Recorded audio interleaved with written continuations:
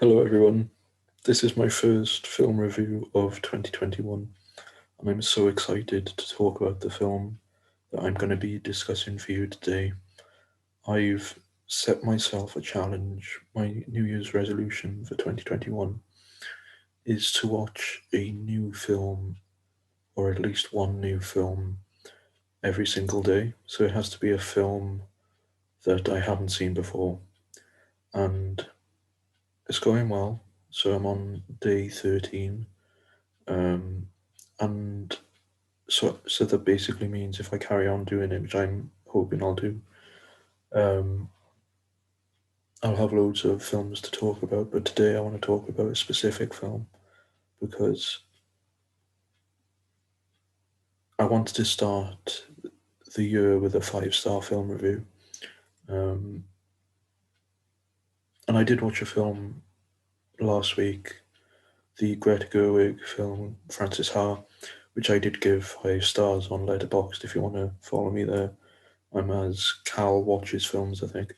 But I had an essay to write about Woody Allen.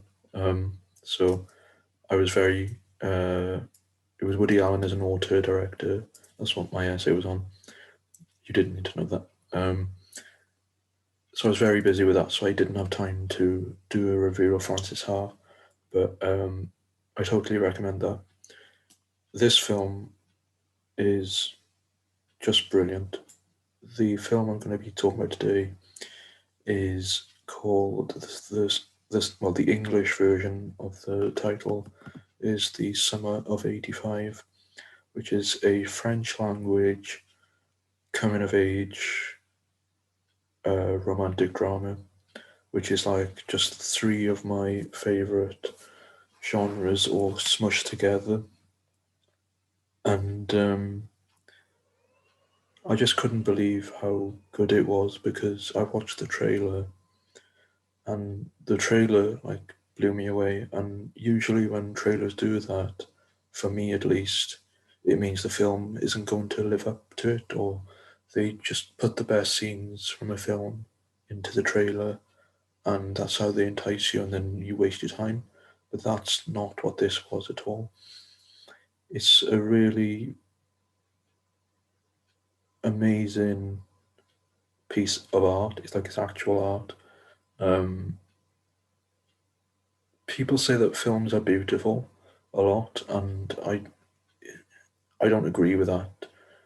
Not many films are beautifully made, but this is one of the ones that I do consider a beautifully made film. So it's like I say, it's coming of age. So it says it's a love story between these two guys, two teenage boys around 18, called Alexis and David, and they meet because David is uh, they're both on a boat, separate boats, and Alexis's boat capsizes, and then David comes to his rescue, and then that's the beginning of their friendship. Um, and but the thing you need to know about this is that it's kind of different to other films because in a lot of love stories, if a person in from the story dies, it's always like at the end when it's a big anticlimactic or sometimes climactic um, ending where you cry for ages and ages. But with this film, the first scene is Alexis telling us that David is dead. So the whole film is about his life before he died instead of his life leading up to his death, if that makes sense. And Alexis is also the narrator because he's the main character. And I think because it's in French, that's what makes it brilliant. I feel like if I watched this film in English, as in the audio is English and the actors were English, it wouldn't be as good. So I think that's one of the, like, if you've watched my videos before, you'll know how much I love foreign language films.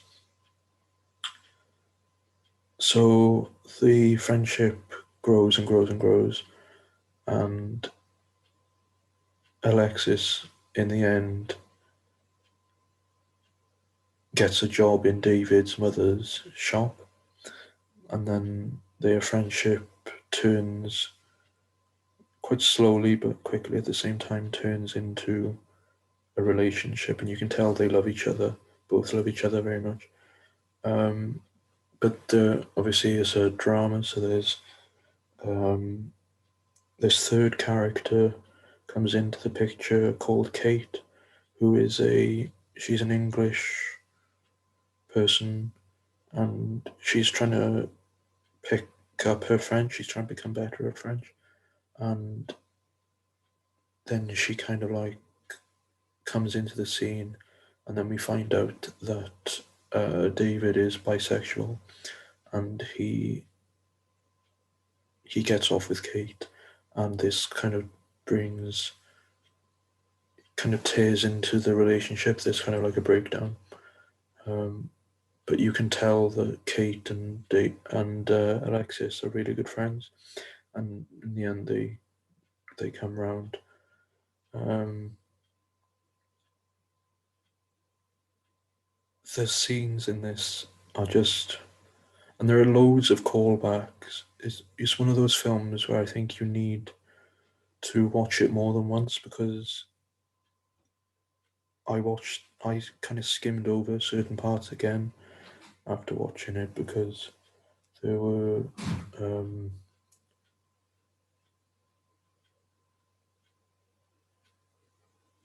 there were things I connected in the reviewing of the film, which is very interesting.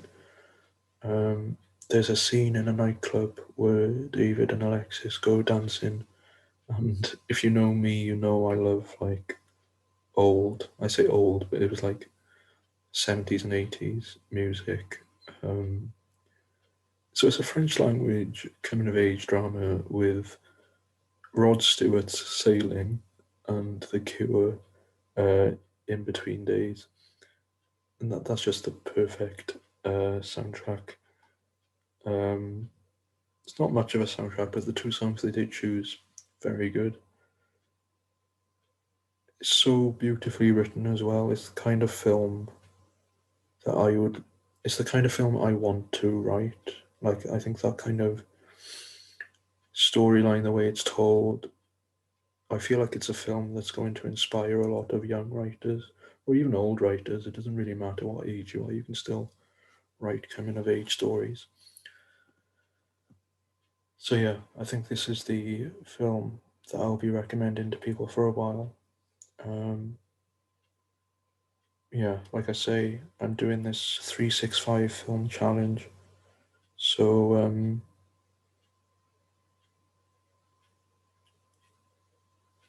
yeah, I'll have a review for you every week. I just completely lost my train of thought for a second.